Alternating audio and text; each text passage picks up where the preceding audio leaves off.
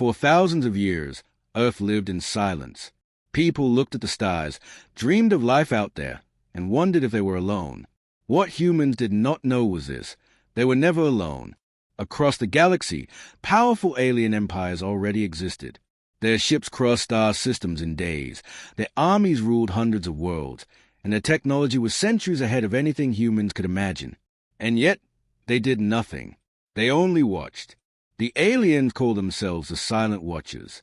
To them, Earth was nothing more than a small, primitive planet. Humans fought each other with bullets and bombs. They struggled for food, for land, for power. The aliens found it amusing. They laughed at Earth's wars the way humans laugh at children fighting with sticks. To the galaxy, Earth was weak, harmless, unimportant. But some aliens were not only laughing, they were waiting. They believed that one day, humans might rise. That one day, Earth might surprise everyone. So they kept watching, studying, recording. And then, one small event changed everything. It began with a signal. A faint radio wave, just a simple broadcast of music, escaped Earth's atmosphere. It traveled into space, across the stars. At first, it seemed like nothing, just noise. But noise can travel far. And one day, the signal reached a listening post owned by the Krell Dominion, one of the most feared alien empires. The Krell listened carefully. They replayed the strange human sounds, music, voices, laughter. To them, it was nonsense. But the fact that such a primitive species was reaching for the stars, that was interesting. The Krell reported their discovery to their High Council. Some leaders laughed. Humans? They are children, not worth our attention. But others were cautious. Children grow, one elder said, and sometimes children become dangerous. Still, no action was taken. Earth was left alone. Years passed. Humans grew stronger. They split the atom, built rockets, launched satellites. Soon, they were walking on the moon. The Silent Watchers saw this and whispered among themselves. "Do they dare leave their cradle?" one alien commander asked. "They will not survive beyond their planet," another replied. "But if they do, there may be trouble." Slowly, Earth advanced. Computers, space stations, deep space probes. Step by step, humanity reached higher.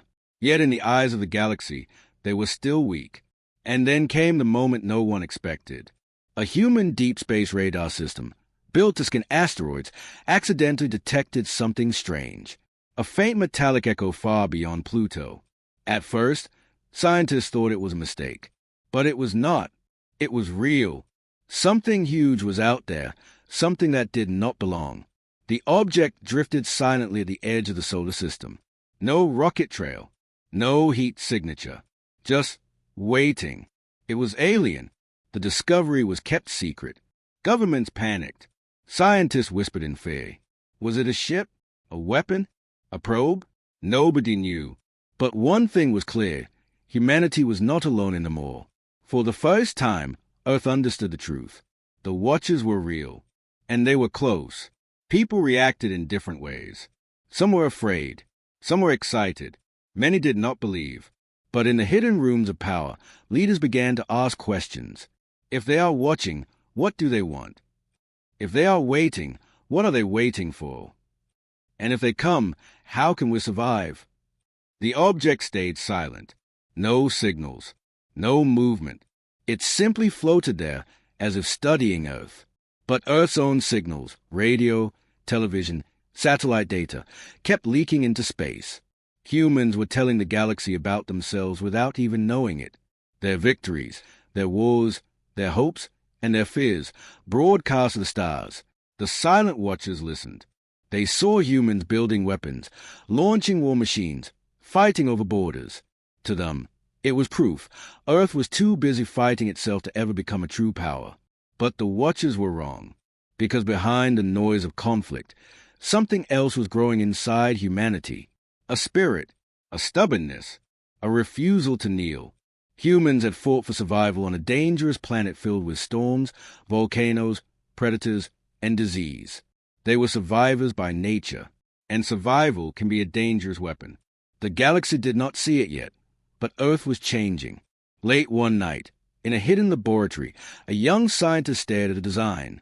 It was not a missile, not a bomb. It was something new, something powerful, a weapon no alien had ever imagined. He whispered to himself, "They think we are weak. They think we are children. Let's show them what humanity can do." The Silent Watchers had no idea.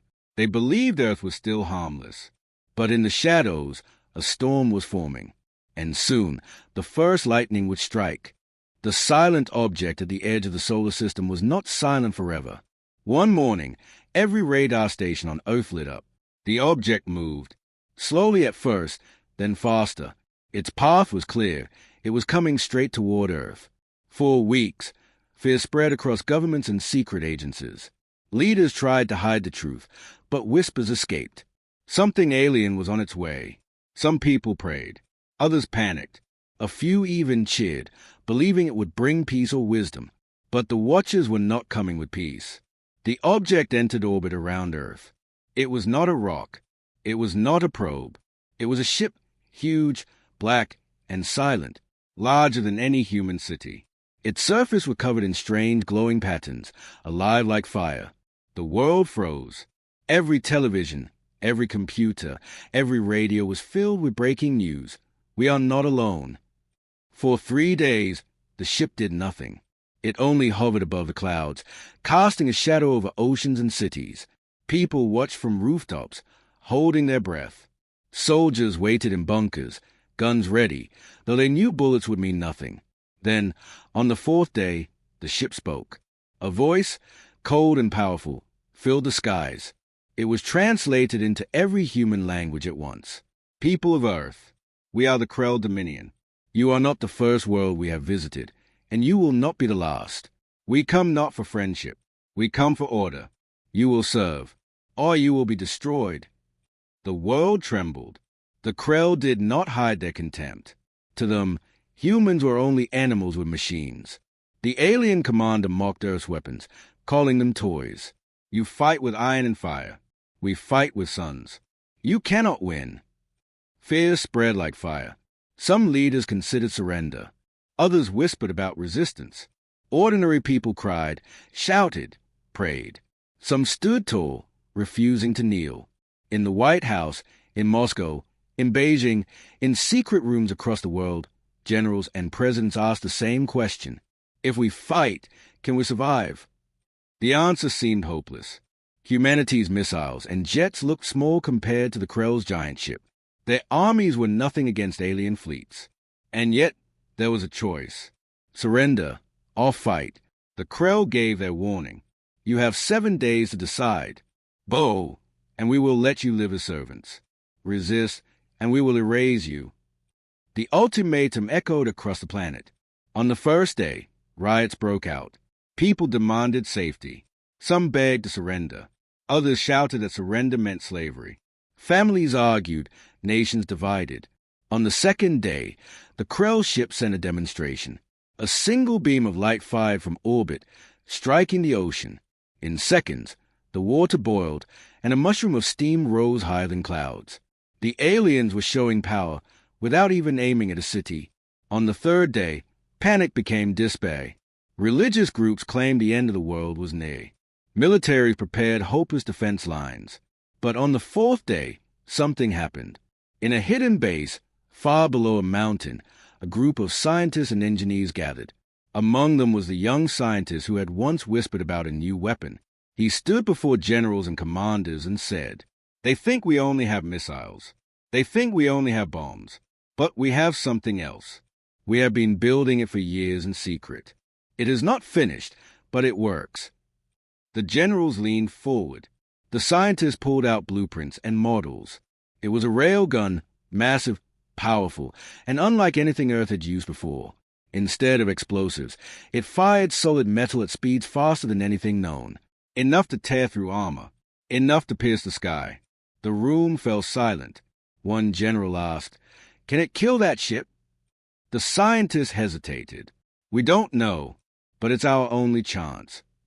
And so, humanity made its decision. They would not bow. They would not surrender. They would fight. The Krell expected weakness. They expected fear. Instead, they would face something new, the fury of a planet that refused to kneel. Across the world, factories worked day and night. Engineers tested railguns, building them in secret bases. Soldiers trained with new strategies. Satellites tracked the alien ship. Humanity prepared for war, not because they thought they would win, but because they refused to die on their knees. On the sixth day, the alien commander appeared again in the sky. His voice dripped with arrogance. "Earth, your time is almost over. Tomorrow, you will kneel before the Krell. Tomorrow, your free world ends." But in hidden bunkers, in secret hangars, humans whispered back, "Tomorrow, you will see what Earth can do." And as the seventh day rose, the railgun was ready. The aliens thought they knew Earth. They thought humans were weak. They thought the fight was already over. They were wrong. The first shot had not yet been fired. But when it came, it would shake the galaxy. The seventh day arrived. The Krell ship still hung above Earth, black and silent like a shadow. The world below waited for doom. Some people locked themselves in basements. Others stood on rooftops to watch the sky, unable to look away. The air itself felt heavy, as if the planet was holding its breath. The alien commander spoke again, his voice thundering across every city. "Time is finished. Kneel before the Dominion or burn." For a moment, there was silence. No surrender came. No voice begged for mercy. The humans had made their choice. Deep under the mountains, in a hidden military base, the railgun was ready. It was not a small weapon. It stretched across the ground like a steel beast, its barrel long enough to reach the heavens. Wires hummed. Magnets crackled. Energy built up, glowing blue.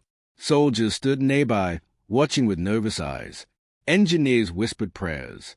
The young scientist who had designed it clenched his fists, his face pale but determined. "Is it charged?" a general asked. "Almost," came the reply. "Another 30 seconds." On screens, the alien ship loomed larger. Its glowing surface pulsed with energy. The Krell were preparing their own strike. 20 seconds, the engineer said. The alien commander laughed, his voice dripping with scorn. "You resist? Then you will be the first world I burn with my hand." 10 seconds. The railgun's magnet screamed with power. Sparks danced. The room trembled. 5 seconds.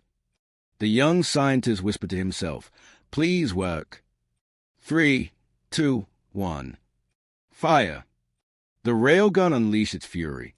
A slug of solid metal, heavier than a car, exploded out of the barrel at incredible speed. It broke the sound barrier a dozen times over. The earth shook. Windows shattered.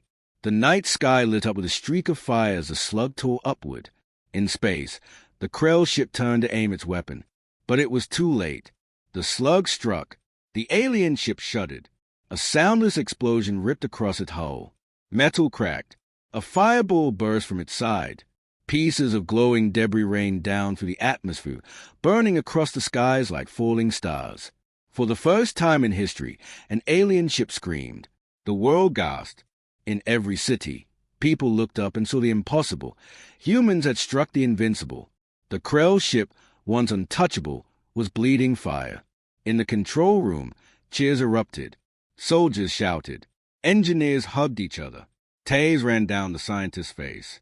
"It worked," he whispered. "It actually worked." But the celebration did not last long.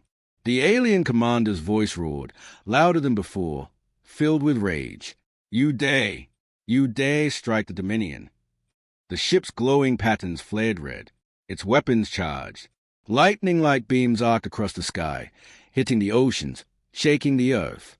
Entire coastlines boiled. Ships sank in flames. The Krell were furious. The general barked, "Charge again!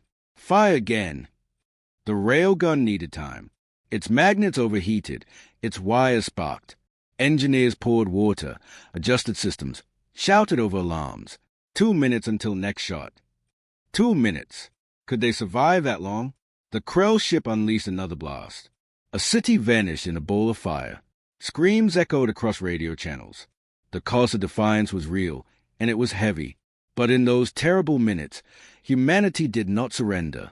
Instead, something burned brighter than fear. Hope. For the first time, They knew the Krell could be hurt. The scientists turned to the general. One railgun is not enough. We need more. We must show them Earth is not prey. We must show them Earth is teeth. The general nodded grimly. Then we will build more. Again the railgun fired. Again the sky lit up. Another slug tore into the alien ship, smashing through its armor. The Krell vessel reeled, its shields flickering, its glow dimming. The galaxy had watched Earth with laughter. But now, across distant stars, other empires were listening. They heard the Krell commander's angry cries. They saw the great ship take damage from a primitive world, and whispers spread. The humans, they hurt the Dominion. In space, the Krell ship limped but did not fall. Its commander snarled in rage. You will suffer for this insult. Your world will be ashes. We will bring the fleet. We will erase Earth from history. And then, with a flash of light, the massive ship disappeared into the stars. It was gone. For a long time, Earth was silent. People looked at the sky, not knowing what would come next. Some celebrated, cheering in the streets, waving flags, shouting that humanity had won.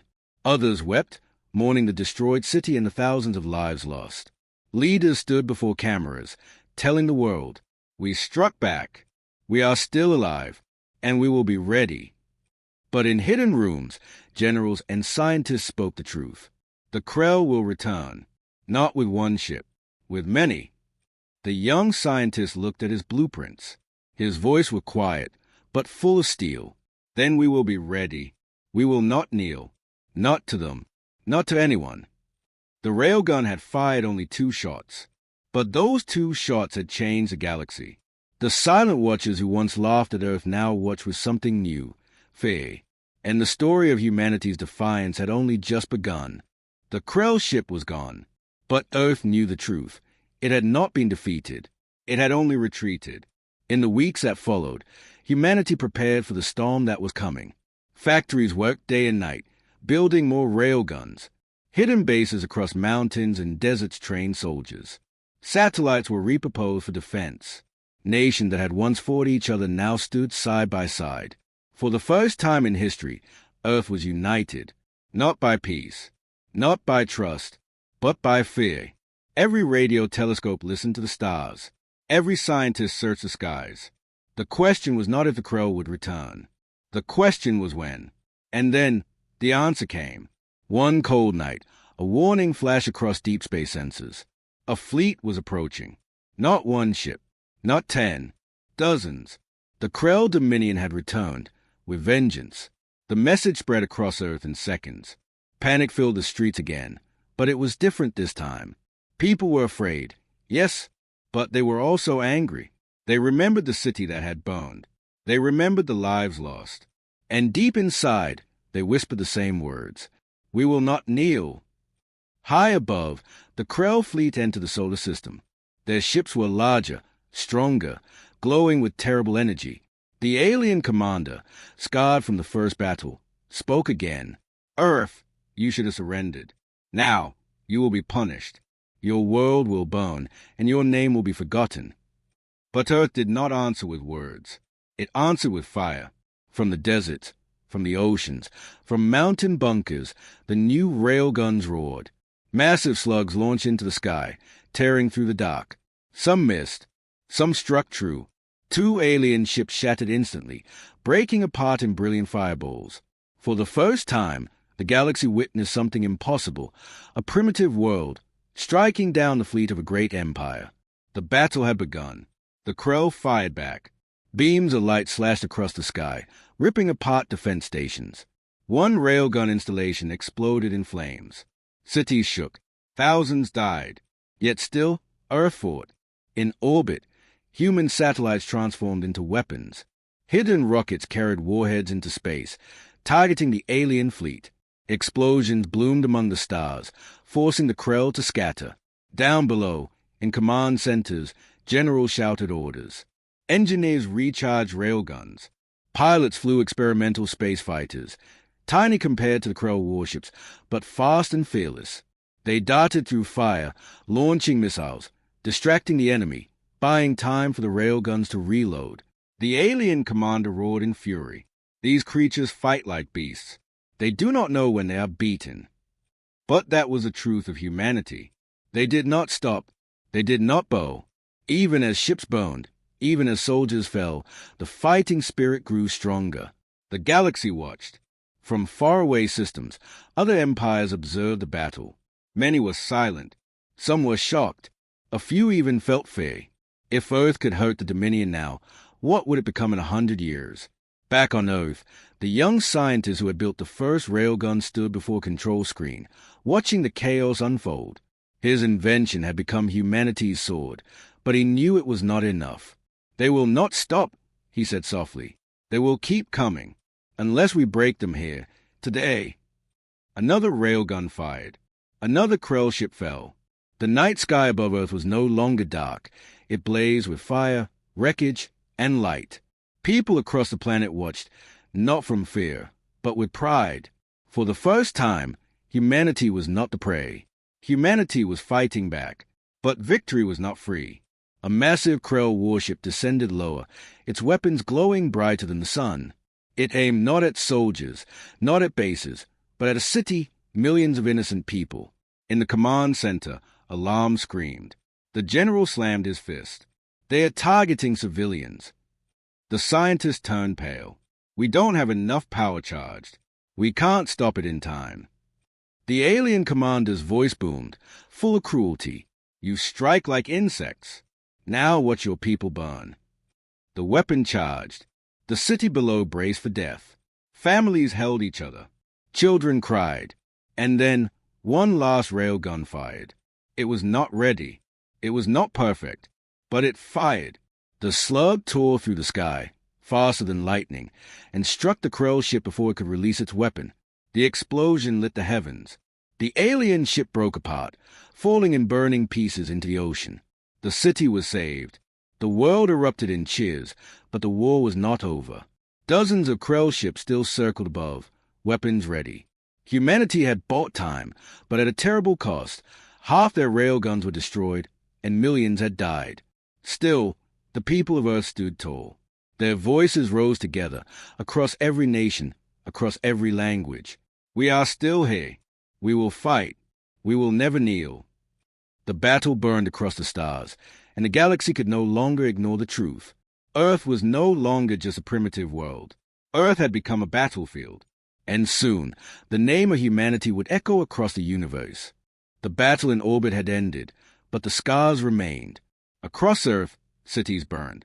Railgun sites lay in ruins, twisted steel and smoking craters marking where brave crews had stood their ground. Oceans still boiled where alien beams had struck. Millions were dead. Millions more were homeless, wandering broken streets, searching for family, searching for hope. Yes, humanity had struck back. Yes, they had saved their world from immediate destruction. But victory had come with a cost so heavy, it felt almost unbearable. In one destroyed city, a mother searched through rubble for her child. In another, soldiers carried their wounded comrades through flames. Families huddled in refugee camps, listening to distant thunder, wondering if more alien ships would arrive. For the first time since the Krell appeared, silence fell across the world, not from peace, but from grief. The Krell fleet had retreated for now. But every leader, every general, every ordinary person knew the truth. This was not the end. It was only the beginning. In a hidden bunker, the surviving commanders gathered. Their faces were pale, their voices heavy. "We fought well," one said, "but we cannot fight them forever." Another slammed his fist on the table. "We killed their ships. We prove we are not weak." The young scientist, standing in the corner, spoke quietly. "And yet, look outside. Our cities are ash. Our people suffer.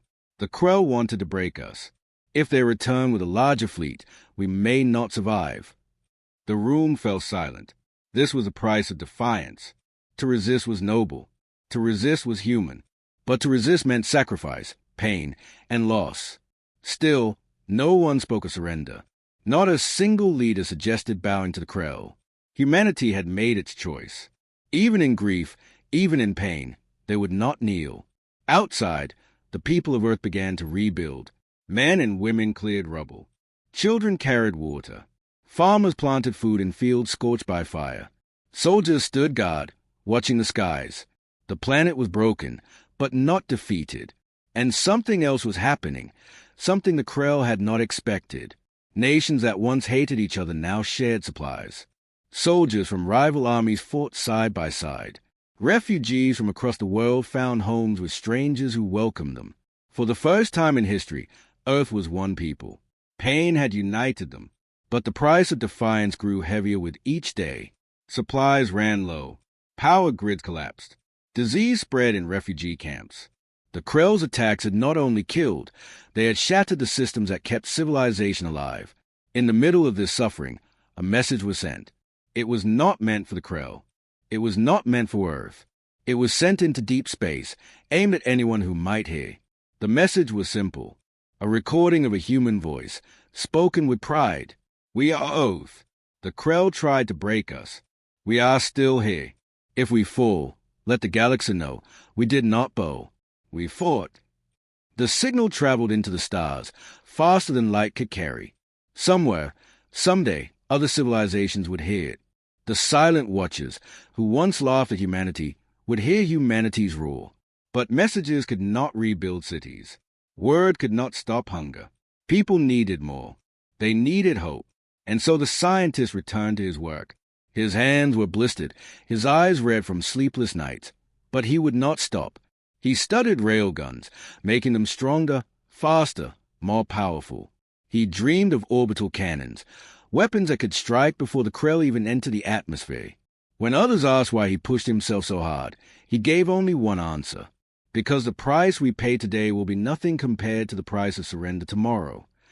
Meanwhile, far away, the Krell Dominion gathered its forces.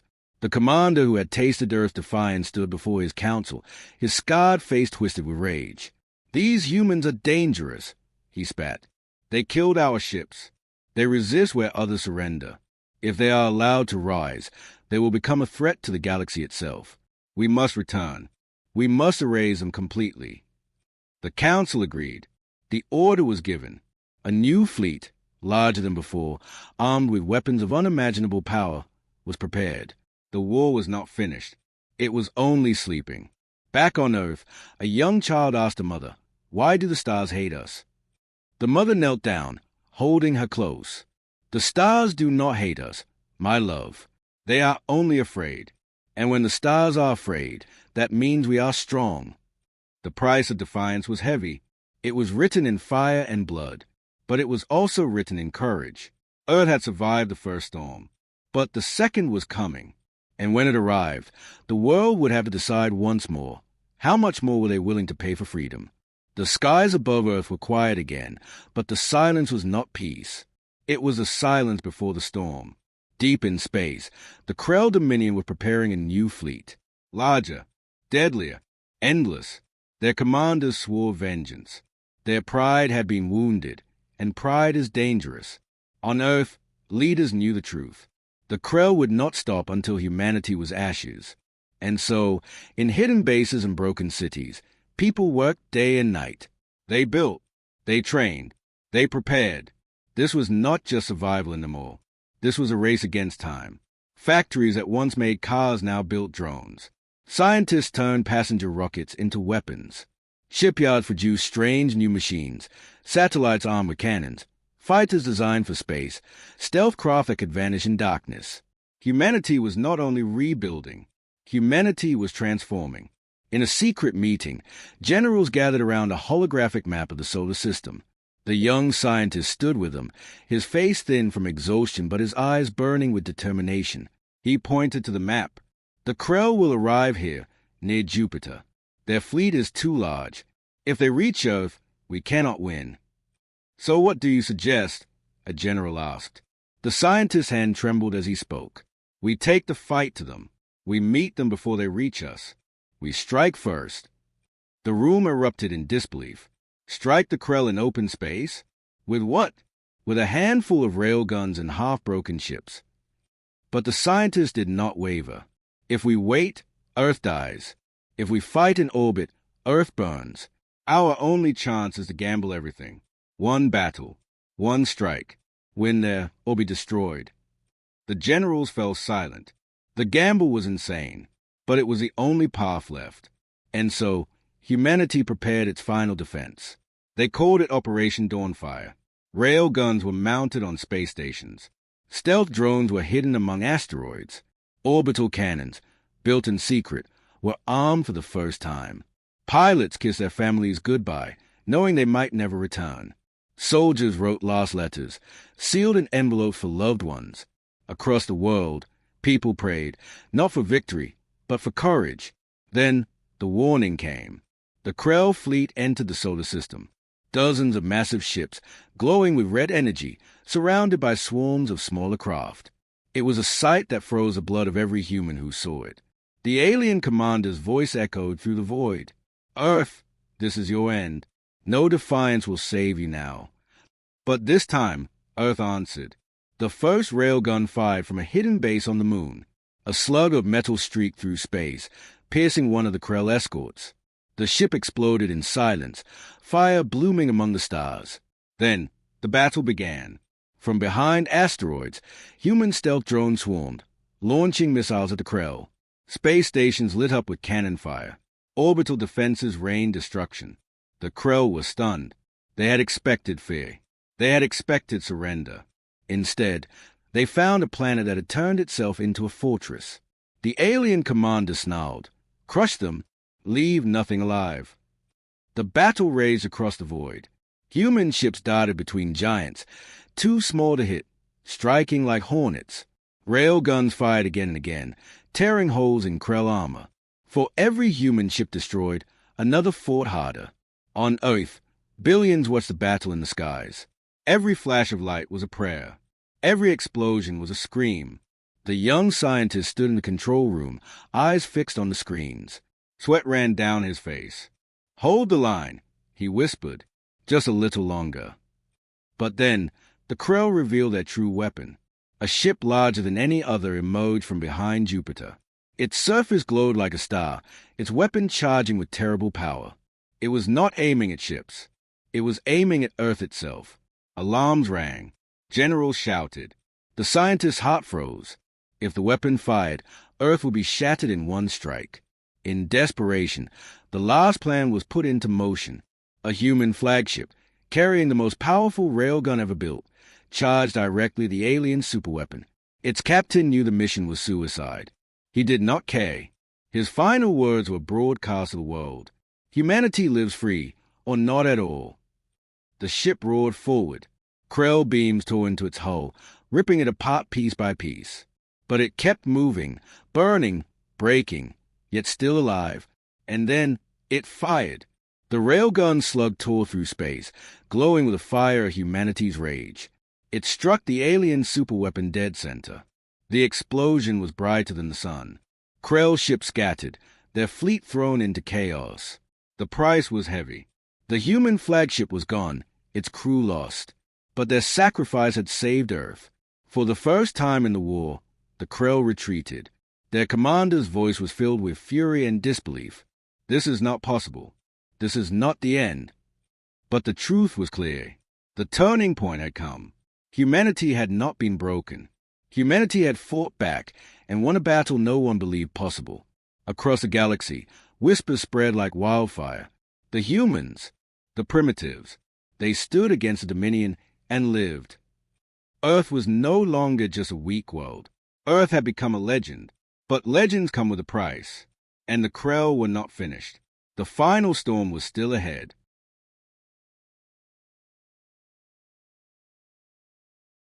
The smoke of battle still drifted across space. The Krell fleet had retreated. The great superweapon was destroyed. Earth was alive, but barely. Millions were dead. Cities lay in ruins. Families mourned in silence. The world had won a battle, but it had not won the war. And yet, something had changed forever. Across the galaxy, the news spread like fire. Traders whispered. Spies reported. Soldiers told stories. A primitive world, a world the empires had once laughed at, had fought the Dominion and survived. The silent watchers, who had studied Earth for centuries, could no longer laugh. They had seen something the galaxy had forgotten, the human will to fight. In hidden holes of alien governments, leaders argued, if the Krell could not crush them, what will these humans become? They are dangerous. They are stubborn. They are rising. The galaxy trembled at the thought.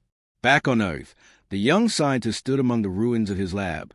His hands were scarred, his clothes torn, but his eyes still burned with fire. He looked at the sky and whispered, "They thought we were weak. They thought we would kneel. But we showed them what it means to be human." Around him, soldiers saluted. Refugees returned to broken homes. Engineers rebuilt the weapons of war. The people of Earth carried grief in their hearts, but also pride. They had fought not only for survival, but for freedom.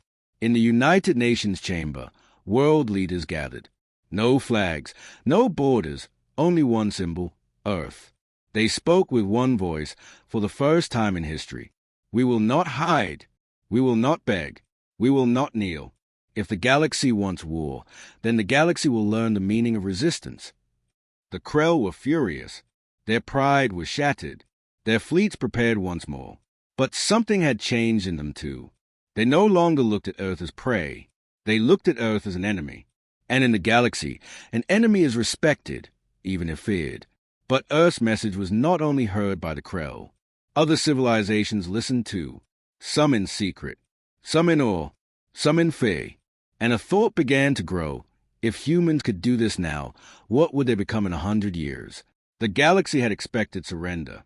Instead, it saw defiance. The galaxy had expected weakness. Instead, it saw courage. The galaxy had expected silence. Instead, it heard Earth roar, the roar of a world that refused to kneel. At night, in ruined cities, people lit candles for the dead. They wept. They prayed. But when dawn came, they rose again. They rebuilt. They sharpened their tools. They trained their children. Humanity was grieving, but it was also preparing. And far away, hidden probes recorded the truth. Earth was not broken. Earth was becoming stronger. The young scientist stood before the people one final time. His voice carried across radio waves, across broken streets, across the stars. To every world that watches, to every empire that laughs, remember this. We are human. We fight storms. We survive fire. We rise from ash. You thought we were weak, but now you know the truth. We are Earth, and we are coming. The galaxy had been shocked once, but this was only the beginning, because the story of humanity was no longer the story of a small blue planet. It was a story of a people who had defied an empire, who had paid the price of freedom, and who had shown the universe something it had forgotten, what it means to fight, not for conquest, but for survival. And as the stars burned above, whispers spread in every alien tongue. The humans have changed everything. The galaxy would never be the same again.